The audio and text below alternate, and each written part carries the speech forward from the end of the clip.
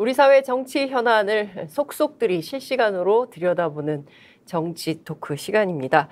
오늘 정치본색 저희와 함께 하실 두 분의 패널 소개하겠습니다. 김준혁 한신대 교수님 그리고 이경 민주당 대변인 함께 해주셨습니다. 어서 오십시오. 네, 안녕하세요. 비가 너무 많이 와요.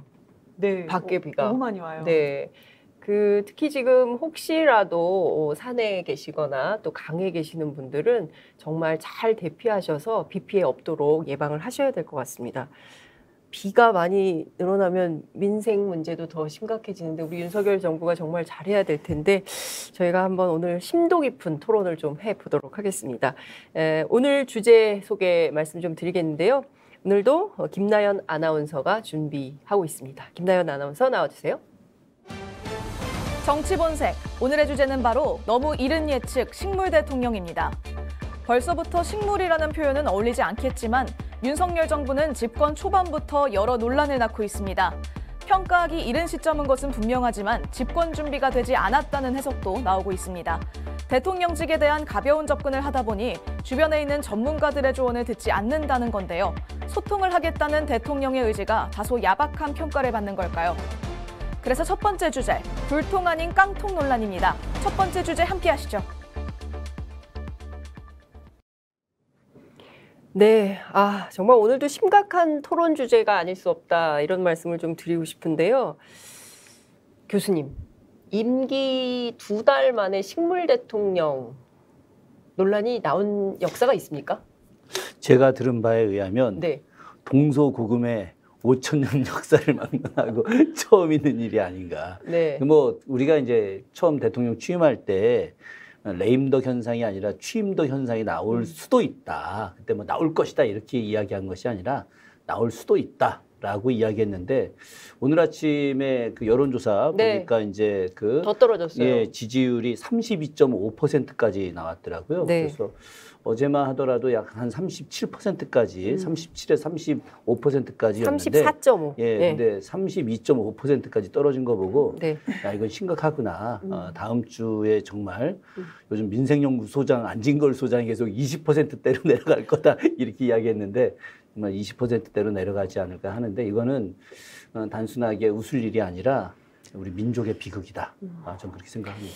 정치권에서는 대략 30% 초반대의 지지율을 보이면 국정 운영이 마비된다, 레임덕이 본격화된다 이렇게 보지 않나요? 그렇죠. 지금까지 정치권 영역 내에서는 이것이 마치 룰처럼 이렇게 자리 잡고 있는데 그런데 지금 글쎄요. 새로운 룰이 형성될지는 모르겠어요. 근데 지금 윤석열 대통령이 하는 그 행보 하나를 보면은 바로 식물이 될 것인가 이런 부분에 대해서는 아직 좀 고민해야 될 것 같아요. 왜 그러냐면은 정권을 다 장악했다 할 정도로 그러니까 정부 요직의 정권은 다 검찰로 다 장악을 하고 있지 않습니까?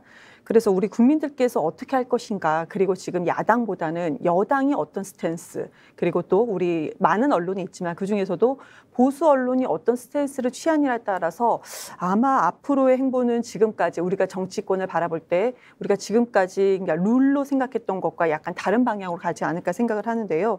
저는 그리고 지금 어떻게 이렇게 32.5%까지 떨어질 수 있을까? 이것이 제가 지지했던 대통령이 아니라 한다 하더라도 정말 국민적, 그러니까 대국민의 대혼란이 오는 것이고 가장 불행한 것은 지금 현재 국민이 힘들고 불행한 거거든요. 그럼 그 과거에는 문재인 대통령도 30%까지 내려갈 때가 있었어요. 근데 임기가 반년 정도 지났을 때 박근혜 대통령 내려간 적이 있었지만 임기가 2년 조금 안 됐을 경우에 이렇게 내려갔지만 이거는 임기 2달 만에 이러는 것은 정말 깜짝 놀랄 일이다. 그리고요. 제가 이제 마지막으로 드리고 싶은 얘기는 그때 득표율이 지금 윤석열 대통령이 48.56% 그리고 실제로 우리 국민들께서 투표율은 77%가 좀 77%가 좀 넘었거든요. 네. 그럼 이것을 우리가 국민이 100%로 투표했을 거라고 예상한다면은 우리 국민의 37%가 지금 투표를 한 거예요. 한마디로 지금 이 32.5%는 윤석열 대통령한테 표를 주셨던 분들조차도 정말 자기의 본인의 손가락을 자르고 싶은 그런 심정으로 등을 돌린 상황이다라고 말씀드리겠습니다. 오늘 나온 여론조사 지표를 보면 부정평가가 이제 그제만 하더라도 60.5였는데 62%로 올라가 있고요. 거기에다 대구 경북 지역에 부정평가가 50%, 그러니까 사실상 절반이 넘는 분들이 대구 경북 지역, 그러니까 TK 본산이라고 하는 데서 절반 이상이 지금 그 지지 철회를 하고 계시다. 근데 이게 굉장히 위험한 상황인데요. 이게 지금 보면 인사 문제도 검찰이거나 기재부 공무원이거나 아니면 좀 알 수 없는 이상한 비선, 뭐 이런 이제 상황이에요. 그래서 인사를 보면 인사가 만사라고 하지 않습니까? 그래서 인사를 보면 그 정부가 어디로 어떻게 갈 것인가가 보여야 되는데 윤석열 정부 초창기에 얘기했던 공정과 상식의 회복, 여기에 과연 맞는 인사인가? 그리고 또 한 가지는 취임사에서 자유를 무려 35번이나 강조를 하셨는데 내 맘대로 한다는 자유가 라는 생각이 들 정도로 지금 매우 혼란스러운 상황이다. 사실 윤석열 정부가 집권할 준비가 되어 있었던 것이냐, 이런 그 의문부도 찍게 됩니다, 교수님. 저는 뭐 기본적으로 그 윤석열 정부의 지지율 하락은 집권에 대한 의지는 있었을지 모르겠으나 그러나 집권할 준비는 전혀 되어 있지 않았다. 김대중 대통령께서 대통령이 당선되실 때 그때 선거 구호가 네. 준비된 대통령이었습니다. 당시에 그 굉장히 어려운 시기였고 그렇기 때문에 김대중 대통령이 이제 자민련 유신 본당이라고 자처했던 김종필 전 총리의 그런 그 세력들과 연대를 했음에도 불구하고 굉장히 어려웠는데 그때 국민들이 김대중 대통령을 선택해 줬던 것은 바로 준비된 대통령. 오랫동안 대통령으로서의 역할을 하기 위해 준비하고 또 정책을 마련했던 그 김대중 대통령을 선택을 했던 것인데 윤석열 대통령과 지금 국민의힘은 집권에 대한 의지는 분명히 당연히 있었죠. 그건 정당이고 또 정치 세력들이기 때문에 그럼에도 불구하고 어떤 뭐 정치로서 운영할 수 있는 능력이라든가 아니면 경제 위기를 대응할 수 있는 능력이라든가 또 남북 관계를 갖다 해결하는 문제라든가 아니면 최근에도 우크라이나 문제부터 나토의 어떤 그 방문까지도 외교의 문제에 있어서까지 전혀 지식도 또 지혜도 또 거기에 대해서 대응 능력도 부족하다는 것이 국민들이 이제 다 알게 됐지 않습니까? 그러다 보니까 야 이거 정말 그때 선거 당시에 말로는 뭐 뭐든지 다 할 것 같은 그런 행동들을 했었는데 실제 너무도 능력이 안 된다는 것을 알고 정말 개탄해하고 있는 것이 작금의 지금 현실이 아닌가 생각을 합니다. 그러니까 지금 여러 가지 논란이 막 폭포수처럼 터져나오고 있기 때문에 도대체 어디부터 어디까지 견적서를 내야 되는지조차 국민들이 이게 확인할 수 없는 지경에 이르렀다 이렇게 보고 계시는 것 같은데요. 특히나 지금 그 어제 논란이 됐던 홍보기획 수석실인가요? 홍보수석실에 근무했던 보수 유튜버의 누나 오늘 급기야 이제 사표를 낸 걸로 확인이 좀 되고 있는데요. 어떻게 보십니까? 이렇게 해도 되나요? 문재인 대통령 사저 앞에서 욕설 시위를 했던 분, 그분의 누나. 그런데 대통령실에서는 뭐 연좌제냐? 왜 이 뭐 누나는 누나고 동생은 동생이지 왜 두 사람을 엮어가지고 공격을 하냐? 민주당이 문제다 이렇게 얘기를 하고 있습니다. 근데 저는 이 부분에서 만약에 그 보수 유튜버의 누나가 남동생은 정말로 유튜버만 하고 누나는 다른 일을 했다. 정말 그 홍보 쪽에 진짜 전문가적인 무엇인가 있다라고 한다면은 연좌제라는 얘기도 어느 정도 일정 부분 우리 국민들 중에서는 그럴 수 있다라고 받아들일 수 있을 것 같아요. 그런데 그 누나가 지금까지 우리가 알려진 바에 의하면 함께 방송도 하지 않았습니까? 남동생이 방송 안 할 때는 본인이 수염 그리고 본인이 또 대신 방송을 한 적도 있어요. 그렇기 때문에 이상하지 않는가. 그리고 두 번째로는 그러면은 그동안의 과거에 이렇게 유튜브 방송을 보면서 그 당시 후보, 윤석열 후보한테 계속 추천했던 사람이 누구였냐. 우리가 알기로는 그러니까 보수 쪽의 그 패널들 분들도 나와서 하신 얘기가 지적하면서 한 얘기가 이름이 김건희 씨가 거론이 됐었어요. 김건희 씨가 그 유튜버를 방송을 많이 보시고 이렇게 추천을 하신다더라. 이런 얘기를 저는 그럼 김건희 여사가 추천한 겁니까? 그건 모르죠. 오늘 천하람 변호사가 당직은 아니지만 그 지역위원장을 맡고 있죠. 순천 지역위원장을 맡고 있는 천하람 변호사가 이 사람 추천한 사람 잘라야 된다. 이렇게 오늘 아침 라디오에서 맞아요. 경로를 했어요. 그 라디오를 보고 네. 아, 내부 상황을 저보다 더 모르네. 저렇게 어. 위험한 발언을 할 수가 있나? 아니 모니터링을 저는 정말 많이 하거든요. 네. 모니터링 하면은 왜냐면 우리 당 내 상황은 제가 취재를 하면 돼요. 근데 저쪽까지는 모니터링을 많이 해야 돼요. 그러니까 그분들이 이미 취재를 해서 나오시니까. 근데 그런 얘기를 하셨단 말이죠. 그리고 이거는 비공개지만 대기실에서도 제가 이제 구체적으로 들었던 얘기도 있는 것이고, 근데 누가 했는지는 말씀 못 드리고요. 그래서 그런 분위기가 분명히 있습니다. 근데 이것도 그럼 누가 이걸 추천을 했는가? 그것도 좀 애매합니다. 여사님 추천인가요? 그건 모르죠. 모른다. 근데 후보 때 그러니까 반문재인, 그러니까 그 선거 구호 자체가 반문재인 정권 교체였습니다. 그래서 우리 국민들께서도 정치를 대통령으로서 처음부터 정말로 그립감 있게 잘할 거란 기대를 아마 안 했을 겁니다. 그렇지만 최소한 놓지 못하는 거 하나 있었을 거예요. 공정과 상식. 그러면 이런 인사들이 났을 때 이것이 정말 공정하고 상식적이냐. 우리는 공정까지도 지금은 뭐 바라지도 않습니다. 최소한의 상식선이 아예 무너지고 있는 부분에 대해서 아마 국민들께서 이 부분에 대해서 좀 많이 지적하는 것이라고 저는 그렇게 보여집니다. 네. 오늘 아침 박용진 의원이 페이스북에 글을 하나 올렸는데요. 윤석열 대통령의 5.18 기념사는 가식과 미선이었냐라는 질문을 던지고 있습니다. 이유가 그 바로 안정권이라는 보수 유튜버가 그동안 해왔던 일들이 세월호 폄훼, 그다음에 노회찬 전 대표의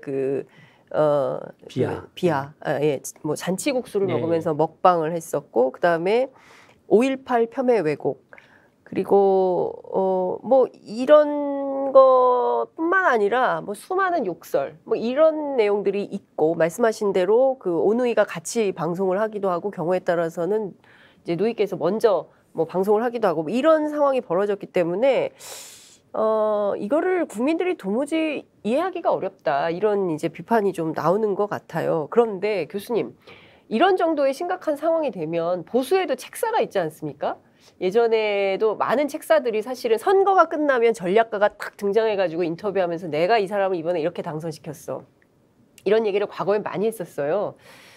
그런 분들이 이제 장관도 되시고 막 이렇게 하는 건데, 이번 선거에는 그런 게 좀 안 보여요. 거기다가 오늘 아침 동아일보에 어떤 칼럼이 실렸냐면, 윤석열 대통령 옆에 탁현민이라도 데려다 놔야 되냐. 지금 보면 아이고. PI, 그러니까 정치 전략 전문가가 없는 것 같다, 이런 얘기가 보수 언론 그리고 여당 안에서부터 터져나오는 이런 상황이 된 겁니다.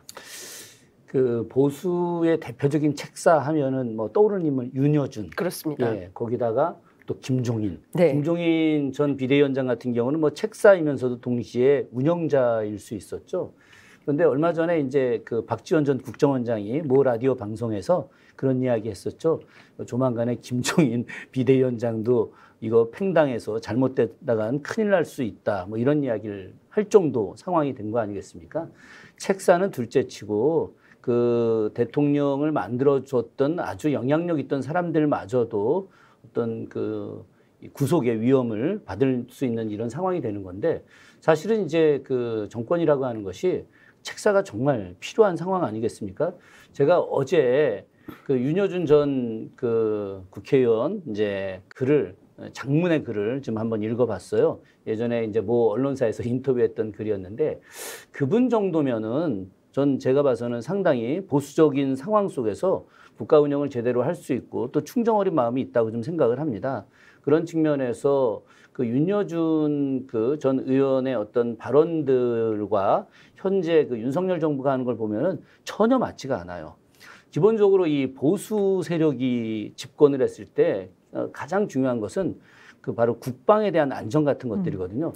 지금 이 윤석열 정부가 남북 관계를 갖다가 파탄내고 그러면서 레드 컴플렉스를 더 강조하면서 정권을 갖다가 이렇게 옹호하려고 하는 것은 눈에 지금 심각하게 보이지 않습니까? 그런데 실제로 국방에 대한 생각을 전혀 하지 않는 것이 그 대통령실을 갖다 확대한다고 해서 국방연구소를 갖다 지금 다 나가라고 하고 있잖아요. 그 국방연구소라고 하는 것이 굉장히 큰 건물이고 많은 인력들이 있는데, 바로 이제 북한뿐만이 아니라 아시아 일대 전체에 대한 그런 여러 가지 뭐 전파라든가 혹은 뭐 그 암호 혹은 또 이 국방에 대한 연구를 통해서 어떻게 운영되어야 되는지를 연구하는 곳인데, 아니 당장 자기네들 공사해야 된다고 빨리 니들 나가. 이거는 기본적으로 있을 수 없는 일들이거든요. 그렇기 때문에 책사들 자체가 이제는 아예 존재하지도 않을 뿐만이 아니라 과거에 보수 정권을 만들었던 그 중요한 책사들이 이 정권에 대해서는 그냥 더 이상 신경 안 쓰는 네. 그리고 관심도 없어지는 아, 니들 이러다가 마음대로 해라라고 하는 정도 상황까지 간 것이 아니냐 그런 측면에서 저는 심각하게 좀 바라보고 있습니다. 지지율이 계속해서 더 떨어진다고 한다면 이들이 할 수 있는 일들은 뭘까? 결국 사정정국으로 5년 내내 가지 않을까 하는 그런 참 슬픈 생각밖에 안 듭니다. 그러니까요. 지금 말씀하신 대로 국방연구원도 마찬가지지만 KDI 같은 경우에도 저 소득주도 성장을 주도했다는 이유만으로 나가라. 그렇죠. 이렇게 하고 있어요. 그래서 사실은 이제 국가의 장기 비전을 연구하는 연구기관, 그러니까 이게 정부가 바뀌어도 국가의 비전은 그냥 가는 거거든요. 근데 장기 비전을 연구하는 연구기관의 수장들을 전부 나가라고 하면 그냥 윤석열 정부의 입맛에 맞는 정책만 연구하라는 건지. 더 말씀드리자면은, 교수님 학자시니까. 전 사실 그 교육정책 보고 좀 충격받았어요. 교육정책. 초등학교, 중학교, 고등학교 학생들을 어려울 때일수록 도와주는 그 예산을 3조 원을 지금 삭감을 하고 그러니까요. 그걸 대학에 지원하겠다는 거 아닙니까? 근데 그 대학 지원이 소수 대학으로 지원을 하는 거예요. 잘 모르는 이야기들인데 1년에 교육부가 서울대학에 지원하는 예산이 대략 한 7천억 정도 됩니다. 그리고 연대 고대가 약 한 4,500억에서 5천억 정도 지원하고요. 지방에 있는 대학들은 뭐 1, 2억 정도 지원하면은 막 눈물 날 정도입니다. 감사하죠. 저희 한신대학은 박근혜 정부 5년 내내 영원이에요, 영원. 예, 우리 학생들이 저 청와대 가서 뭐 담장 뭐 넘어가지고 뭐 박근혜 대통령 뭐 아니, 나가야 된다. 정말입니까? 농담 아닙니다. 예, 그 뭐 데이터가 다 있는 거고요. 이야. 그래서 문재인 정부 들어와서야 이게 너무 심각한 차별 아닙니까? 심각한 차별이죠. 그 문재인 정부 들어와서 저희 대학에 그나마 조금 지원을 이제 받았는데 지금 이 3조 원이라고 하는 엄청난 돈들이 뭐 반도체 일꾼을 키워야 된다. 뭐 이재용 삼성그룹 회장이 첫째도 기술, 둘째도 기술, 셋째도 기술 막 이렇게 이야기하지 않았습니까? 대한민국이 먹고 사는 길은 뭐 반도체다 이렇게 이야기하는데 반도체를 제대로 이해하지 못하고 지금 하는 이야기고요. 그러니까요. 지난번에도 잠깐 반도체 이야기 잠깐 했습니다만은 지금 보수의 어떤 기조라고 하는 것은 바로 자라나는 세대들에 대한 교육인데 그것이 없어진 상황이죠. 그렇습니다. 지금 매우 심각한 상황인데요. 저희가 보면 원래 비정상의 정상화를 하겠다고 출발한 윤석열 정부가 오히려 더 비정상적 상황에 놓여 있는 것이 아닌가 싶어서 두 번째 토크 주제를 좀 다뤄보려고 합니다. 역시 김나연 아나운서가 두 번째 토크 주제를 준비하고 있습니다. 김나연 아나운서 나와주시죠. 정치 본색 두 번째 주제, 바로 물러서지 않겠다는 대통령입니다. 도어 스태핑에 엎치락뒤치락하는 과정뿐만 아니라 여러 의사결정 과정에서 아마추어리즘이 보인다는 평가인데요. 대선 운동을 함께했던 책사들의 말보다 오히려 김건희 여사의 입김이 대통령실에서 강하게 작용하는 것 아니냐는 설까지 여의도 정가에선 돌고 있습니다. 정치보다 힘을 우선시하는 윤석열만의 법치가 여러 우려를 낳고 있는데요. 두 번째 주제 함께하겠습니다. 예, 저는 그 윤석열 대통령이 그 약식 회견, 이제 도어 스태핑이라는 말을 쓰지 말자라는 이제 언론계의 자정 운동이 있습니다. 이게 사실은 그 원래 이제 이게 약속하지 않고 그냥 가다가 물어보는 미국 기자들한테 물어보니까 그렇더라고요. 우리 대통령께서 미국 언론을 좋아하셔가지고 저도 이제 미국 현지에 연락을 해서 미국 기자한테 물어봤어요. 도어 스태핑을 어떻게 하고 있냐. 이렇게 물어봤더니 뭐 약속하지 않고 이제 직접 물어보는 뭐 그런 식으로 많이 쓰이긴 하는데 도어 스태핑이라는 용어를 이렇게 선호해서 많이 쓰는 것은 아니다. 그러니까 그냥 물어보는 거다. 무슨 어떤 뭐 회견 형식을 띠지 않고. 근데 우리는 딱 카메라를 다 설치하고 회견 형식을 띠고 있기 때문에 이제 앞으로는 도어 스태핑보다는 약식 회견 이렇게 써야 될 것 같은데요. 어쨌든 이 약식 회견을 하루 안 했어요. 그래서 뭐 민주당에서는 지지율이 떨어지니까 이거 그만하려고 그러는 거다. 그랬지만 아니다. 보란 듯이 이제 하루 만에 다시 재개를 했습니다. 그런데 이제 그 설명이 코로나 때문이라고 그랬는데 또 그런 것만은 아닌 것 같아요. 왜냐하면 어제 벌써 37,000, 그러니까 4만 명대, 그리고 지금 8월 넘어서 9월 가면 20만 명, 이렇게 좀 사실상 심각해지고 있는 상황이다, 이렇게 볼 수도 있는데, 지금 보면 뭔가 그 정부의 정책이 나오면 정부에 대해서 국민적 신뢰를 보내야 되거든요. 근데 국민들이 아유, 저 사람들 제대로 할까?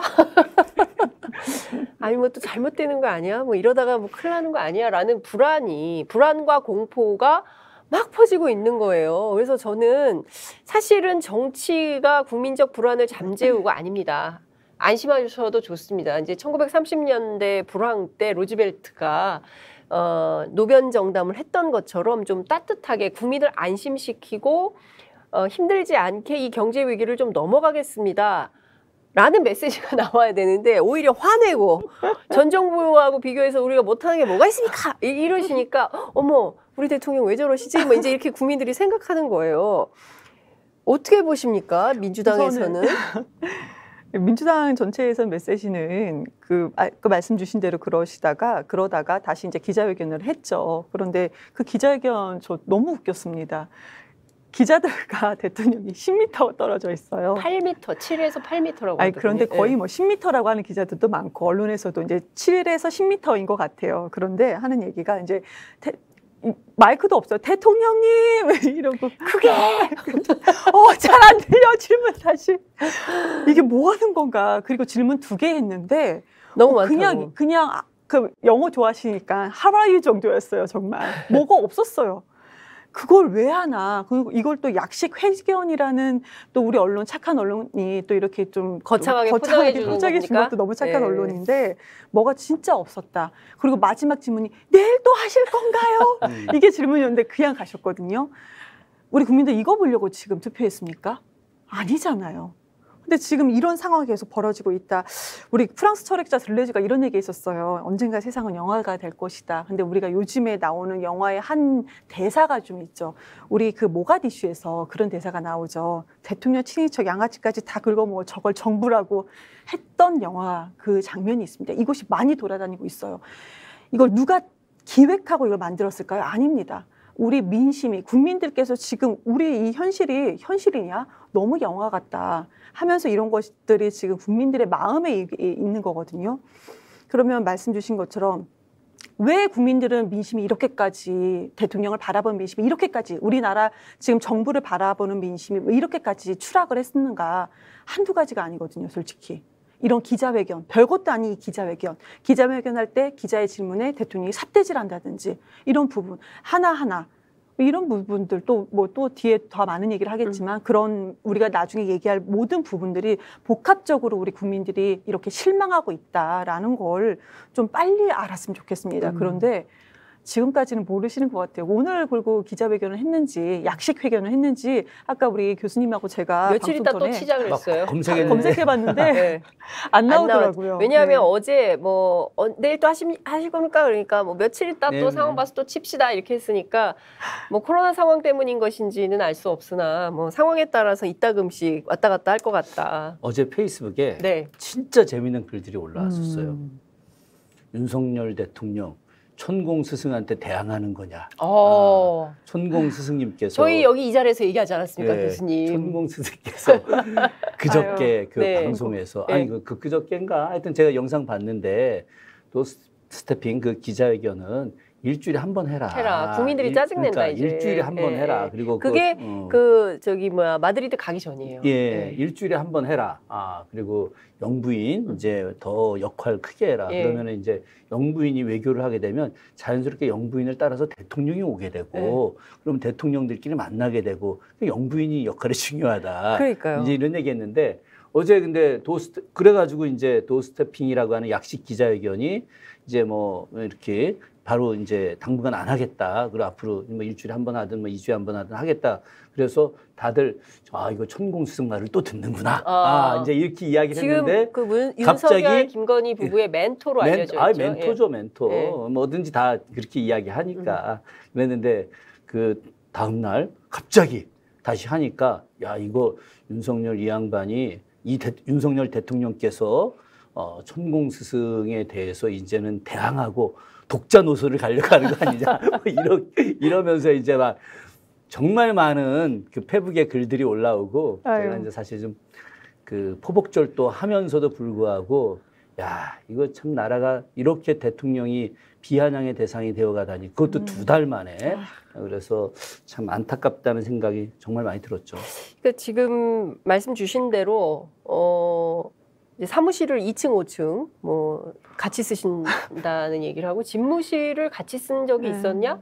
이를테면 뭐 회견장 같은 거는 뭐 그럴 수 있지만 집무를 하는데 부인이 와 있다. 이러면 보고나 이런 게 가능하겠냐? 가뜩이나 또 압박 면접을 하시겠다고. 그래서 장관하고 한 명만 들어와라. 뭐 이런 거잖아요. 그래서 어제는 산업부 장관, 그제는 추경호 경제부총리 이렇게 보고를 받고 한 건데 뭐 이것도 뭐 얘기가 많아요. 누가 누구를 압박 면접하는 거냐. 뭐 이제 이런 얘기도 나오고 막 이렇게 있는데 중요한 것은 김건희 여사의 리스크가 사라지지 않고 있고 오히려 확장되는 상황이 아니냐. 오늘 아침 라디오에서 나경원 전 의원이 나와서 또 이 문제를 지적을 했습니다. 좀 일찍 그 팬클럽 문제를 좀 정리했어야 됐던 거 아니냐. 이제 이런 얘기가 나오는데 정치권 주변에서는 김건희 여사가 대통령실을 장악하고 있는 것이 헛소문이 아닌 것 같다. 이런 진단도 나와요. 이경 대변인 뭐 좀 들으신 내용 있으십니까? 그런 얘기는 너무 많이 나오고 있고 그래서 그 진보 보수할 것 없이 기자들이 그러면은 그 지금 첫 번째 취재 이거 매기해도 되나? 취재 들어가는 게 단독 나옵니다. 단독. 이경 대변인 단독. 아니 아직 뭐 취재가 완성된 건 아니니까요. 김건희 씨를 통해서 그러면 우리 일반적인 사람들 다 뭐 계약직 다 정무직 다 포함해서 들어간 사람들이 우리 정부뿐만 아니고 많은 또 산하기관들이 있잖아요. 뭐 어디냐, 어디에 취업을 했느냐 이걸 지금 알아보고 있다고 하더라고요. 그런데 왜 그러냐? 지금 김건희 씨가 전 회사에 있었던 곳의 직원들이 당당하게 대통령실에 있거든요. 제2부속실이 없음에도 불구하고 대통령실에 취직이 됐습니다. 그리고서 한다는 얘기가 능력이라고 얘기합니다. 그러면 지금 무슨 능력이냐 얘기하지 못하고 있어요. 육촌이 지금 대통령실에 있어도 그것도 능력이다. 뭐 어떠냐. 정치적 동지다. 캠프에도 같이 있었던 사람이다. 그런데요. 우리 만약에 국회의원들이 자기 보좌진으로 6촌입니다. 6촌 정도, 뭐 8촌까지도 이렇게 보좌진으로 채용을 한다. 이거 대대적으로 기사가 나오는 거거든요. 신고하도록 되어 있죠. 예전에. 그럼요. 이거 신고 대상이에요. 그냥. 네. 그런데 4촌은 이렇게 금지고 8촌은 신고하도록 되어 있는 게 당시 이제 서영교 의원 사태 때 있었던 일이죠. 그런데 대통령이 지금 이렇게 너무나도 당연시하게 한다. 이런 생각인데요. 근데 그 중심에는 항상 기자들에게 지금까지 우리가 취재 중인데 항상 김건희 기자들 말은 여사가 있었던 것 같다, 있는 것 같다 이렇게 김건희 여사의 인사개입 논란이 있다. 그런 것 같아요. 그분의 말에 힘이 있다. 그리고 팬클럽 회장에 대해서 이제 그 메시지도요. 소통하지 않는다. 그런데 최소한 우리 국민 모두 다 아는 사진 소통을 한다는 걸 우리가 알고 있지 않습니까? 사진 소통을 한다. 그럼 사진 소통을 했을 때 그 중심에서 누가 역할을 하냐? 김건희 씨의 오빠가 그 역할을 한다는 것도 우리 다 알고 있습니다. 이것도 비선 아닙니까? 그런데 이 요직에 또 누가 있느냐? 김건희 씨 추천이 없으면 어떻게 이게 있겠습니까? 그런데 그 발언에 대해서는 소통하지 않는다. 이거 누가 믿겠습니까, 솔직히. 그러니까 우리가 지금 문제가 된다. 제가 몇 개 말씀 안 드렸지만 문제가 되는 요소 하나하나에 중심에는 지금까지는 다 김건희 씨가 있습니다. 그리고 윤통은 나오셔가지고 능력이 있다 이렇게 얘기를 하고 있는데요. 그 부분이 다 국민들께서 납득하지 못하는 정도로 지금 흘러가고 있기 때문에 이 비판이 지지율로 지금 나타나고 있다고 저는 생각이 듭니다. 과연 그 공직자 인사 검증이, 그러니까 물론 고위직 공무원에 대한 인사 검증도 필요하지만 실무 행정관들에 대한 그 인사 검증도 필요한 것이거든요. 물론 이제 이분이 6급 행정요원이라고 해요. 뭐 그래도 정부에서 일하는 분이라면 어느 정도 검증된 분이어야 되는데 그렇지 않은 것은 잘못이다 이런 비판이 나오고 있습니다. 문재인 정부하고 제일 큰 차이가 여기에 있는 거예요. 문재인 정부 나중에 우리 장윤성 기자님 더 취재해 보시면 아시겠지만 6급 이하의 직원들은 거의 뽑지 않았습니다. 왜 그러느냐? 실제 청와대에 근무하는 이런 행정직부터 시작한 그 정규직 공직자들이 최고의 엘리트들을 데리고 들어왔거든요. 그 엘리트들이 일을 열심히 하고 있기 때문에 문재인 대통령께서 어쨌든 사적인 인연으로 자기 선거 도와줬던 사람들의 뭐 자제라든가 뭐 관련된 인물들 참 뽑지 못해서 미안하긴 하지만 국가 운영을 위해서는 뽑아서는 안 된다라고 하는 지침을 내려줬고, 그래서 이제 그 정무적 판단을 할 수 있는 5급 이상의 행정관들을 뽑았지만 그 밑으로는 거의 뽑지 않았습니다. 이것이 명백한 차이가 있고, 또 하나 역사적으로 좀 보자면은 조선시대 때 상피제라고 하는 제도가 있어요. 그래서 왕실의 가족들이라든가 아니면은 그 고위 관료의 가족들이 같은 부서에서 같은 기관 안에서 일하지 못하게 하는, 특히나 조선시대는 부마 같은 경우는 아예 정계 진출이 불가능하지 그러니까요. 않습니까? 그런 다 이유들이 있는데, 저는 최근에 이제 그 김건희 여사의 오라버니 이야기를, 오빠 이야기를 좀 들으면서 과거 역사 속에서 이제 명종대 왕, 이 대왕 대비였던 문정왕후를 많이 떠올려요. 문정왕후의 오빠가 그 유명한 윤원영 아닙니까? 윤원영이 집권을 하면서 온갖 나라를 갖다 부정부패로 만들어버렸고, 명종대 국가의 어떤 운영 자체가 시스템이 붕괴가 되고 그런 것들이 자연스럽게 국력이 쇠퇴하게 됐고, 이후에 선조대에 들어와서 외란이 침입해서 7년간의 전쟁 통해서 백성들이 온갖 고통을 받게 되는 이런 상황들이 벌어졌는데, 과거에도 어떤 왕가의 친척들이 권력을 잡게 됐을 때 국가는 정말 망하는 거예요. 그런데 지금 21세기 대한민국 사회에서 어떤 대통령의 친인척들이 또 관련된 사람들이 청와대를 비롯한 주요 기관에 어떤 권력의 중심부로 들어가게 되면 그것은 오히려 국민과 국가에 큰 해가 되기 때문에 전 충심으로 드리는 이야기입니다. 그렇기 때문에 윤석열 대통령 정말 친인척들, 좀 능력 있는 사람들 있다 하더라도 좀 안타깝지만 어떤 저 하부 기관 다른 데서 일을 할 수 있게 하지 권력의 중심부로 들어가게 하면 안 된다. 예. 사실 우리는 그동안 권력의 친인척이 들어오는 것 자체를 재척 사유로 생각을 하고 그러면 안 된다고 생각을 했는데, 윤석열 정부에서는 트럼프 대통령도 그렇게 하지 않았냐, 딸 사위 다 같이 했다. 그래서 사람들이 비판을 했던 거예요. 트럼프 정부에 대해서 저렇게 사적 라인을 뭐 딸 사위 다 데려다가 정치해도 되는 거야? 미국 정치가 왜 저렇게 후져졌어? 이런 비판을 했었는데, 마치 그것을 성공 사례, 좋은 사례인 것처럼 말씀하시니까 국민들이 혼란이 생기는 이런 상황이 아닌가 싶습니다. 자, 오늘도 시간이 많지 않기 때문에 세 번째 주제로 서둘러 넘어가 보도록 하겠습니다. 김나연 아나운서 나와 계시죠? 정치 본색 세 번째 주제, 끝까지 버틸 비책은 없답니다. 많은 분들이 아시다시피 지지율은 30%대로 추락했고 이제 20%대까지 떨어지는 것 아니냐는 불안한 전망이 나오고 있는데요. 시간을 조금만 되돌려보더라도 인기가 없는 대통령에게 집권 여당이 먼저 등을 돌리는 상황이 왔던 적은 많습니다. 이대로 가면 정말 집권 초기부터 많은 기대를 받았던 윤석열 정부가 흔들리는 건 아닌지 오늘의 세 번째 주제 함께하겠습니다. 이경 대변인께 여쭙고 싶은 게 있었어요. 과연 다음 주 20%대로 더 추락할 것인가? 어떻게 전망하십니까? 생각하기 끔찍하죠, 솔직히. 두렵죠. 예. 끔찍하죠. 예. 그럼 국민들 얼마나 혼란스럽겠습니까? 그런데 우리가 지난주에, 그러니까 2주 초에 나왔던 게 37에서 34. 네. 그런데 다시 또 32.5. 한 주 만에 이렇게 툭툭 떨어졌거든요. 그럼 다음 주는 어떻게 될까? 지금 우선 첫 번째로 인선은 그렇다 친다 하더라도 그럼 국민이 너무나도 힘들다. 그 메시지가 이번 주 금요일까지 나와야 됩니다. 그런데 오늘이 수요, 목, 금, 3일 만에 이것이 나올 것인가. 또 메시지가 나온다 하더라도 어떤 메시지가 나올 것인가. 그러니까 국정 운영의 철학까지도 국민들은 바라지 않을 것 같아요. 그럼 최소한 내 삶에 뭔가 보탬해 줄 만한 거. 그러니까 내가 지금 이렇게 어려운데 대통령이 내가 미래의 희망을 볼 수 있는 무언가 주지 않을까 기대를 하게 됩니다. 근데 그것이 나올까요? 지금까지는 압박 면접을 한다고 아까 말씀 주셨는데 본인이 뭘 아셔야지 압박을 하죠. 본인이 뭘 모르는데 무슨 압박 면접을 합니까? 그렇게 압박을 한다면 본인 수준에서 검찰총장으로 있었던 본인이 그 경험에 의한 그 정도의 압박 면접할게. 그럼 거의 뭐 수사하듯이 면접을 하겠다는 건가? 근데 중요한 건 뭐가 내용물이 나올 것인가. 근데 저는 나오지 못한다. 그럼 국민은 실망한다. 그럼 지지율은 더 떨어질 가능성이 있다.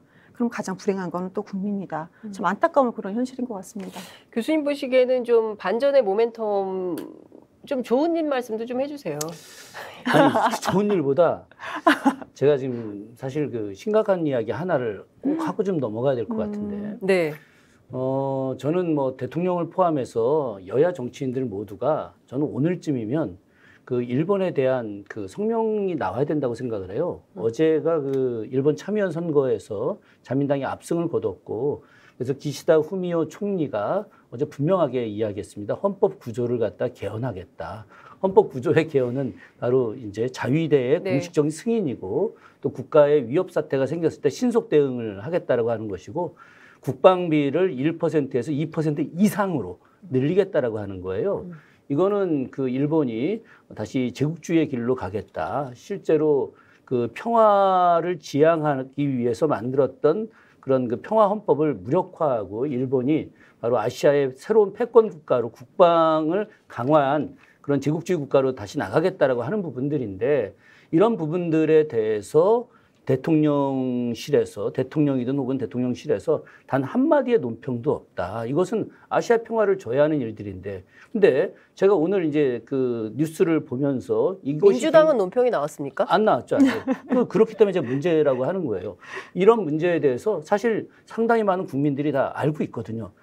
지금 이 정부 여당과 민주당이 공히 생각해야 되는 것이 뭐냐면, 우리 국민들이 굉장히 똑똑하다는 거예요.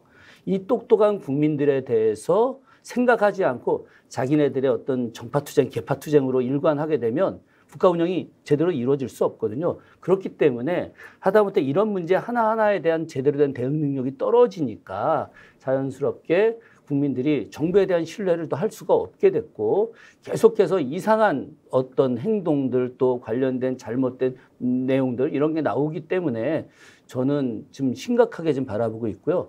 오늘 32.5%인데 다음 주 월요일이나 화요일쯤에 29%까지 갈 수도 있다. 물론 이제 25% 이하로는 떨어지지는 않을 거라고 뭐 생각을 하지만 29%, 28% 갈 거다. 그러면 사실 내각제 국가 같으면 이거 벌써 다 사퇴하고 다 정권 교체되는 그렇죠. 일들인데, 그런데 이 부분에 대해서 심각하게 생각하는지 잘 모르겠어요. 그러니까 위기 대응 능력이 지금 잘 안 되고 있다는 게 제일 큰 문제인 것 같은데요. 지금 당장 오늘 금통위에서 기준금리를 네. 빅스텝으로 올리지 않았습니까? 2.25%로 올라요. 금리가 오르면 사실 뭐 물론 물가를 잡겠다는 그 취지이긴 합니다만, 없는 사람은 더 힘들게 되고, 특히 이제 자영업자, 중소사업 하시는 분들은 더 이제 숨통이 조이는 이런 상황이 되는 겁니다. 근데 이런 민생 정책에 대해서 아무런 대안을 안 내놓고 있고요. 그리고 이제 유가 대책도 마련을 한다고는 하지만 실제로 이렇다 할 만한 조치가 들려오지 않고 있습니다. 비상경제대책회의 누가 주관했습니까? 대통령께서 한다고 그러고 차관이 주관을 하고, 뭐 이번 주부터는 매주 챙기겠다고 했는데 오늘 수요일인데 아직 없어요. 계속 업무 보고만 받고 있고, 뭐 내일, 오늘, 내일, 모레 사흘 중에 하루는 비상경제대책회의를 해서 그 결과가 좀 나와야 될 텐데, 정부가 뭘 내놓을 만한, 국민들이 좀 반색할 만한 내용이 있을까에 대해서 대단히 회의적이고, 또 하나는 앞서 말씀해 주신 대로 한일 관계가 매우 위중한 상황이고요. 그리고 평화헌법 구조의 문제는 사실 이거는 우리 국민 모두가 일본의 제국주의 군사 대국화에 대해서는 경계하고, 뭐 중국 같은 데도 마찬가지 아니겠습니까? 그리고 우리가 사실은 그 동북아에 살고 있기 때문에 동북아의 평화와 안정을 중심으로 하면 돼요. 근데 나토 갔다 오면서 갑자기 인도 태평양까지 우리가 나가게 된 이런 상황이 된 거예요. 한미일 군사협력이 필요하다라고 하지만 왜 필요한가에 대한 국민적 설명이 필요한데, 우리 윤석열 대통령 거기에 대해서 정확한 답을 주지 않고 있는 이런 상황인 것 같습니다. 대통령이 계속 이렇게 마이웨이로 나가면 국회는 어떤 선택을 하게 됩니까? 안타깝죠. 지금 현재 국회가 뭐 여당이나 야당이나 할 것 없이 한 1년 반 정도 있으면 우리가 총선이 있는데, 지금 저도 좀 냉정하게 본다면 민주당마저도 공천권을 가진 당대표, 당권 장악에 조금 더 관심이 쏠려 있는 것은 아닌가, 이렇게 보여집니다. 이준석 대표 일이 이렇게 일어난 부분, 왜 이렇게 됐는가? 그러니까 공천권을 가지지 않는 당대표가 공천 룰을 건들고 인재 영입 영역까지도 건드렸기 때문에 그 혁신이 내에서, 그래서 이렇게 되는 것은 아닌가. 민주당 현재도 그렇죠. 우리는 8월 말에 전당대회가 있는데 서로 간에 아직까지 그렇게 날선 비판은 하진 않지만, 그래도 지금 이번에 당선되는 당대표가 공천권을 가지고 있죠. 그래서 국민들께서 어려우니 뭔가는 하겠다. 우리가 선언적으로 피켓 시위도 하고 합니다.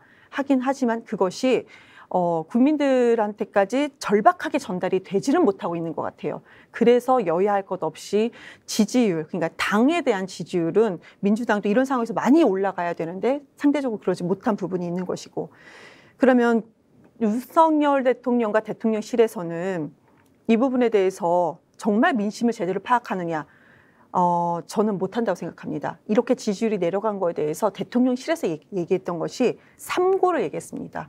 대통령의 태도라든지 대통령의 어떤 인선을 얘기한 것이 아니고 고유가, 물가, 고금리, 이것 때문에 지금 대통령의 지지율이 하락한 것이다 라고 그쪽에서는 그렇게 분석하고 판단을 하고 그렇게 얘기를 했거든요. 이건 좀 어려운 상황이다. 이거는 누가 해야 되는 것인가. 그래서 저는 기대는 그나마 좀 있습니다. 기대는 8월 말에 민주당이 이제 전당대회가 끝나고 당대표가 누군가는 됩니다. 그것이 이제 이재명이냐 아니냐를 떠나서 누군가는 분명히 됩니다. 그때 되면요, 목숨 걸고 해야죠. 그러니까 국민한테 대통령 당대표가 누가 정해진 다음에 싸워야 되나요? 그것이 안타깝다는 거죠. 네? 그것이 여야 할 것 없이 다 똑같이 안타깝다. 교수님, 너무 과도한 당파 싸움이다. 이런 분석은 어떻게 보세요? 과도하죠. 과도하고 국민들이 민주당에 대한 신뢰를 하지 않는 이유가 도대체 뭘까? 제가 며칠 동안 곰곰이 생각을 해봤었어요, 사실. 제가 작년 12월부터 올 5월까지 이제 정확하게 치면 이제 3월 9일까지죠. 그때까지 민주당 정당혁신위원회를 했는데, 저희 정당혁신위원회에서 혁신안을 굉장히 많이 발표를 했고, 그 안이 당시 당대표를 비롯한 최고위원회에서 의결을 했고, 그래서 그것이 이제 구체화되기로 했음에도 불구하고 지금 다 사라져 버렸어요. 삼선연임 금지부터 시작해서 우리가 이제 청년들에게 기회를 주고 또 여성들에게 기회를 주는, 그러면서 정당을 갖다 혁신할 수 있는 새로운 당원 중심의 정당 체계로 이렇게 만들려고 했는데, 그것들이 어느 순간 기존 국회의원들의 어떤 자기들의 기득권 유지를 위해서 사라져버리는 상황이 된 거죠. 그러니까 지금 이 당대표 선거의 문제나 최고위원 선거의 문제가 철저하게 당파적 입장에서, 계파적 입장에서 자기들의 이익을 중심으로 사고를 하기 때문에 민주당이 더 발전하기가 어려운 거고 국민 신뢰에 제대로 받지 못하는 거예요. 지금 보면 대통령은 대통령에 대한 대응 능력도 제대로 떨어지고, 못하는 거 아니겠습니까? 지금 대통령은 대통령대로, 민주당은 민주당대로, 여당인 국민의힘은 국민의힘대로 각자 자기 정치만 하고 있기 때문에 국민만 불쌍하다. 그 야당에 대해서는 이런 얘기가 나오는 것 같아요. 맞아요. 근데 저는 야당에 대해서는 그래도 그나마 기대를 하는 것이 국민 무서운 줄 좀 압니다. 그래도 좀 알아요. 그럼 좀 잘했으면 좋겠습니다. 지금 민주당이. 8월 말에 전당대회가 끝나고 나면은 본인들끼리 이제 그 총선을 앞두고 있어서라도 어떻게든 민심을 얻기 위해서 뭔가는 할 겁니다. 강한 민주당이 될 거라고 저는 기대하고 있습니다. 저는 제가 한 가지 더 말씀드리면은, 민주당이 지금 해야 될 역량은 지난번에도 한번 잠깐 말씀드렸는데, 지혜로운 사람들, 또 정책에 대한 능력이 있는 그런 사람들이 조금 결집을 해야 된다. 왜? 정부 여당이 그거 지금 못하고 있으니까. 지금 코로나가 지금 오늘 아침에 42,000명인가 이렇게 기사가 떴더라고요. 야, 이거 좀 심각한 거 아니겠습니까?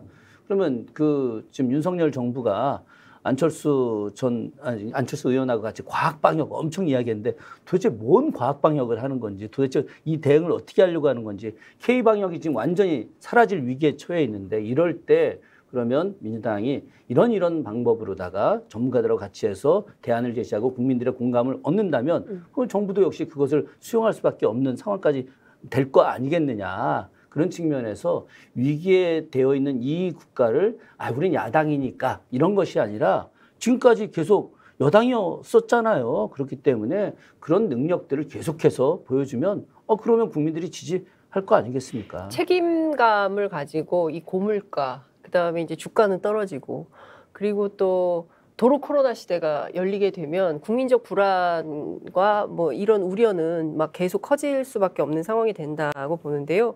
어쨌든 지금 상황이라면 그 대통령의 마이웨이가 멈추지 않을 가능성이 굉장히 절대 안 멈춥니다. 안 끝날 멈춰요. 때까지. 끝날 때까지. 예. 끝날 때까지. 예. 어디가 5년간 이 분위기 계속 간다. 글쎄 그건 알 수 없죠. 지금 이제 국민들 입장에서 봐서는 지금 4년 10개월 예, 남았습니다, 교수님. 예. 알 수는 없지만 알 수 없어요. 어쨌든 예. 이분 스타일은 계속해서 간다. 자, 그러면 좀 그래도 우리 현명한 두 분의 지식인들께서 뭔가 대안을 좀 말씀을 해주셔야 될 것 같아요. 만약에 이렇게 됐을 경우에는 여당발 정치 쿠데타도 나올 수 있다. 뭐 이런 그 진단도 평론도 나오고 있습니다. 가능성이 있습니까? 이경 대변인 어떻게 너무 셉니까? 지지율이 정말 20%까지 내려간다. 그럼 제가 아까 제일 처음에 얘기했던 것이 보수 언론과 그 현재 여당 손절합니다. 그렇게 되면 이미 좀 그런 분위기 아닙니까? 아니 벌써 조선일보가 보여주고 있잖아요. 조중동이 날마다 칼럼으로 비판하고 아니 있습니다. 조선일보가 어제 오후 3시에 김건희 씨에 대한 자극적인 기사를 올렸다가 바로 또 삭제를 했어요. 그러니까 뭔가 취재가 됐고 뭐가 들었다는 거겠죠. 근데 아직 손절과까지는 아닌 것 같고 간 보고 있는 것은 아닌가 하는 생각이 드는 거고 지금 현재까지는 여당에서도 손절과까지는 아닙니다. 우선은 간을 보고 있다. 거기도 뭔가 비대위가 꾸려지든 뭐가 되든 뭔가 당권을 누군가가 장악하느냐에 따라 좀 달라질 것 같은 생각은 듭니다. 근데 아직은 아닌 것 같고요. 글쎄요. 근데 저는 되게 안타까운 게 이 얘기 좀 해드리고 싶어요. 안철수 의원이 지금 당권 장악을 준비하고 있잖아요. 근데 지금 그런 얘기를 했습니다. 우리나라 국민들이 전기하고 물을 펑펑 쓴다. 전 세계에서 비교했을 때 정말 펑펑 쓴다. 그래서 우리 언론에서 또 팩트 체크를 했어요.